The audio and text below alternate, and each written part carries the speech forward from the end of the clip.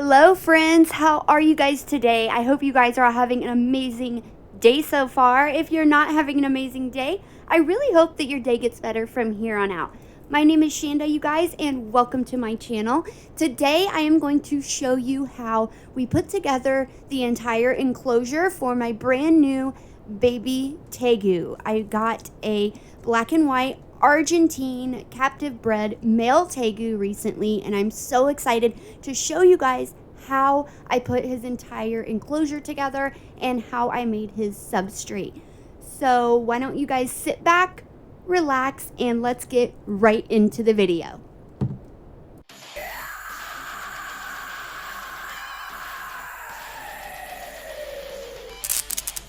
Here are the things that we got for Ghost so far. We got the topsoil and the play sand that we're gonna mix for his substrate. But before we do that, we got these baking pans here. And we're going to use these to bake the soil, and then we're gonna sift through it and get everything out of it like we did last time. We got Ghost some bowls that we're gonna use for now. Nice big water bowl and food bowl. We got some oak leaf litter, some orchid, premium grade orchid moss, some cocoa husk, and we got some springtails, and of course the isopods as well to make his enclosure bioactive. Okay. And we got a couple pieces of cork bark here for the cleanup crew to eat on, the isopods and the springtails. And we have here his Arcadia bulb, 12% UVB. The fixture for this has been ordered off of Amazon and it will be here soon. We also got the top to this enclosure from Amazon as well. Hi, baby. And that'll be here, and we also got a few other things on Amazon. We got him here some wood and slate rock for him to bask on and climb on. Okay, you guys, so this is the brand of topsoil that we used. We got 2 bags of it. And this is the play sand that we got as well. We got just a really large bag of regular play sand from Lowe's. So we finally got our peat moss. We had to go to like 3 stores today to find it, but the only thing they had without any additives or anything is this big. This is gonna last us for a while. I'm literally sitting next to it and it's as tall as me. But at least we got some.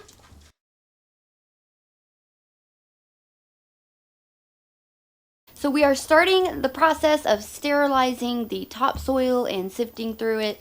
We are baking it in these baking pans that we got, and after we bake it for 2 hours on 200 degrees, we have to sift through it, and it is a huge pain in the ass, but we're doing it for our little ghosty. So we're going to get all the soil ready and sifted through, and then we're going to mix it with the peat moss and the play sand and get his substrate in there and get him all nice and ready. And tomorrow, hopefully, the light fixtures and everything will be delivered, and he'll be all set up. This is the soil before it went into the oven, and this is the soil as it was baking in the oven. And here's another one baking, I guess. And this is actually the soil after I took it out of the oven. You can't really tell, it looks the same, but it's hot. Just a tip, you guys, when you bake that topsoil to sterilize it, it makes your whole house stink like dirt or a garden, or at least half your house. So I stopped and got a candle. This is necessity here. Banana nut bread. Probably isn't going to help because candles don't really smell the room up unless they're like really expensive, but got a candle anyway. It smelled really good. I couldn't resist. So just to know it does stink your house up a little bit when you have to bake that soil. But it's worth it. Okay guys, this is what we do after this is all what we just took out of the oven and let it sit for a little bit because it was super hot. And then you just scoop it up by the cupful, put it in the colander and shake it. And it takes forever. But after that you get all this just dirt, and it's like perfect sterile dirt, and this is what's left afterwards, all this wood and stuff that's in there. So we're gonna do all these buckets. We're gonna do all this dirt. It's probably gonna take the rest of the night, and then we can start putting his substrate together. Like panning for gold. Huh? Like panning for gold. We are panning for gold.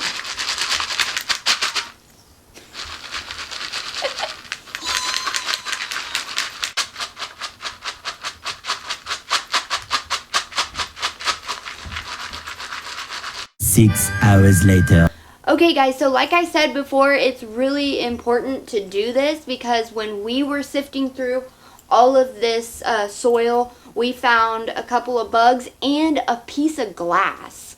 So that's why it's really important. I can't believe we found a piece of glass. Last time we found like some bugs and rocks, but we actually found a piece of glass this time and some other bugs. And some people have said that those bugs like lay eggs and then they hatch tons of bugs that can one person said there was tons of millipedes in there that like attack their lizards. So it's really important, especially with the glass that we found. But 6 hours later, we're finally done.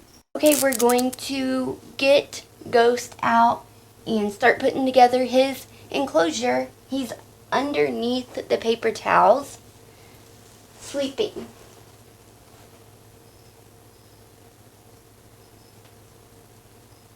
See if he'll let me. Don't be breathing so hard, it's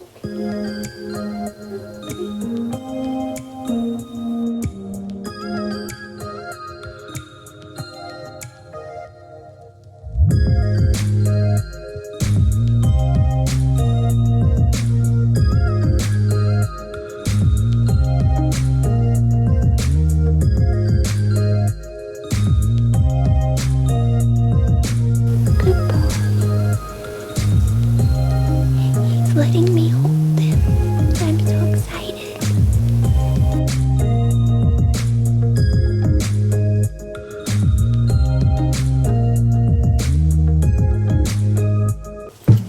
Get something like that. Poured 5 gallons of sterilized topsoil in the enclosure, and he is pouring 5 gallons of play sand in the enclosure right in front of the view of the camera. I'm sorry. Here's my cup. He is actually cutting up the palm leaves and putting them in the substrate as well. And I am measuring out the peat moss. I am putting it all in this 5-gallon bucket. And I'm going to put that in the substrate as well. So we know we have 5-gallon equal parts of the topsoil, the peat moss, and the play sand. He's putting the palm leaves in there and the orchid moss as well. So here we are putting in the orchid moss. We're just putting a little bit of orchid moss in there, and we have to spread it out with our fingers because it does come like all completely compacted together, and we're just spreading it out. Just putting a little bit in there, not too much, because the orchid moss is really good with holding moisture, and I wanted just a little bit in the substrate to help hold a little bit of moisture so that it will help hold the burrows and stuff that the Tegu makes in his substrate. Okay, so we have everything in his enclosure that is going to be in his substrate. We have the peat moss, we have the play sand, we have the topsoil, and we have some orchid moss and some biodegradable leaf litter, and we are just mixing that all together and make sure it's really, really nice and mixed up for him. Here we are putting the springtails and the isopods into the substrate. The springtails are kind of hard to get in there. They're always like in this mud stuff, and you have to literally scoop them out with your finger if you want to put like a glove on or something and just scoop them out. But we're just getting all the springtails and isopods into his substrate to make it bioactive for him. Here are the blue powdered isopods and the orange isopods as well. The springtails are also in there, but they're really, really small. You can't see them, but we are just showing you what they look like here. And this is actually what the enclosure looks like after all the substrate is in. We also got here his ceramic heater light and his basking bulb as well. And the fixture was ordered off Amazon, and so that'll be here. And we also got him a pothos plant for his enclosure also. The pothos plants help keep the humidity up, and they are super great. Drax seems to really love it. So we got this for him. It's a golden pothos plant. And we also have to order him his mister to keep the humidity up as well, because they have to have humidity the same as Drax. Okay, you guys, this is something that I really wanted to talk to you about. It's something very, very important. And when I looked up all of the research and looked up all of the care sheets on Tegus, it all said that they need 80% humidity. So when I heard that and I watched all the videos and it said the same thing, I thought, oh, okay, well, I'll just get him a mister like I have for Drax, who is our Australian water dragon, because his humidity also has to be at 80%. So I got this mister. This is the mister I got right here that you're looking at, and I hooked it up, but his enclosure is so large. To keep a enclosure that big at 80% humidity, this mister was going off like every 2 minutes, and his entire enclosure was completely sopping, soaking wet, and it just was not right. I knew in my gut, like, that's not right. So I looked and watched all these videos, and nobody really talked about it. They all just said the humidity 80%. So I started messaging creators and breeders, and I finally had a couple message me back, and I will put their channels in the description.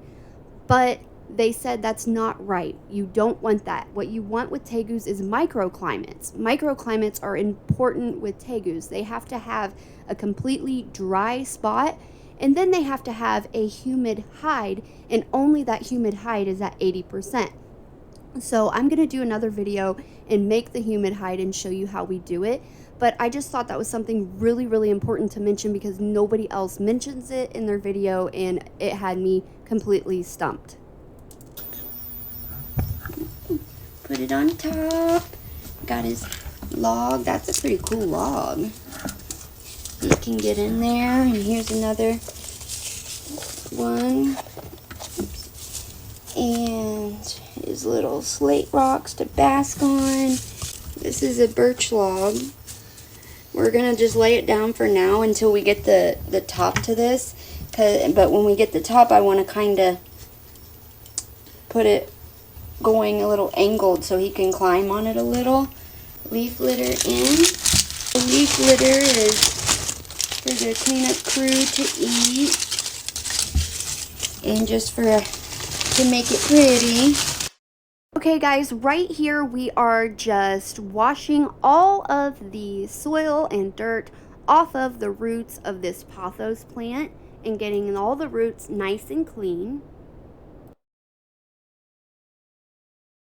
And here we are just planting the pothos plant into the substrate of his enclosure. This was a lot easier than what we did with Drax, our Australian water dragon, because we actually planted his pothos plant inside of his pool that he has, his swimming pool. But this was actually a lot easier. We just planted the roots down in his substrate. This I thought was actually pretty funny. We don't have like a watering can, and our spray bottle broke, so we took a styrofoam cup and poked a bunch of holes in it and then just poured water in the cup and used that cup to like get water all on his substrate and make his substrate nice and moist. Finally done adding all the decor and all his log hides in his bowls, and this is how his enclosure actually looks. And I think we did a great job. We also added all the cocoa husk at the very top of the substrate. That's what that is at the top there. But I think it looks great. We are finally done. We're going to go ahead and get him in.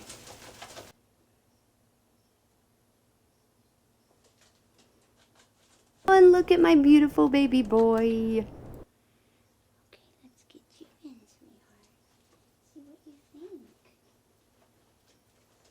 think. And here he is, just walking around and exploring his entire brand new enclosure. And he just looks so cute. Look at him.